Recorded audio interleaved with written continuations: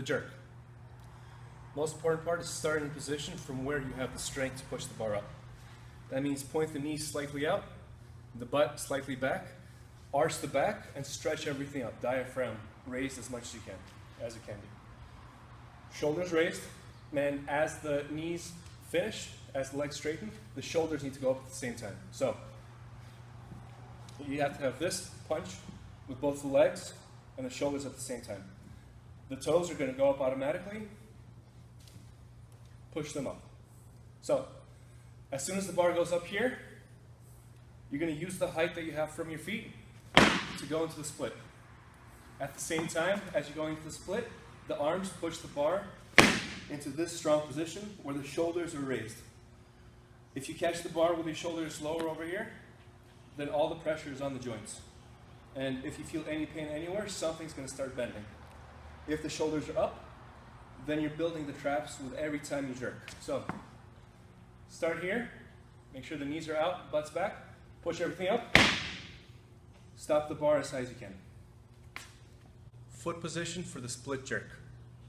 First thing, when you're starting the jerk, your feet are as wide as they would be when you're trying to jump as high as you can. And from here, you can get as much stretch upwards as tall as you can to get the bar as high as you can. From here, the height that you have when you're standing on your toes is the height that you have to push yourself down from a heavy weight. And you need to get yourself to a very strong position where you can hold that weight, and if necessary, to be able to go down lower, to push yourself lower away from a heavy bar. So, for that, first thing is balance. The width of the feet when they go forward and backward is dependent on how wide you start and the limb length. So the width of the start, mark it off like this.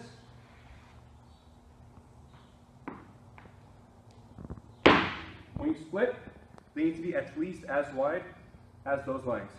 If it's any narrower than that, then you're going to be very wobbly when you're trying to catch the bar. Next.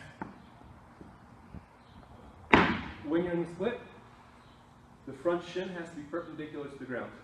If the knee's at all forward in front of that, there's going to be much more pressure on the front foot than on the back foot. It's going to be uneven, and you're not going to be able to hold as much weight up as if everything was balanced correctly. The back foot needs to be raised off the ground. All 5 toes need to be touching the ground, and it needs to be facing forward. If it's facing out and just the big toe is touching, the back leg is not going to bend when there's a lot of weight overhead.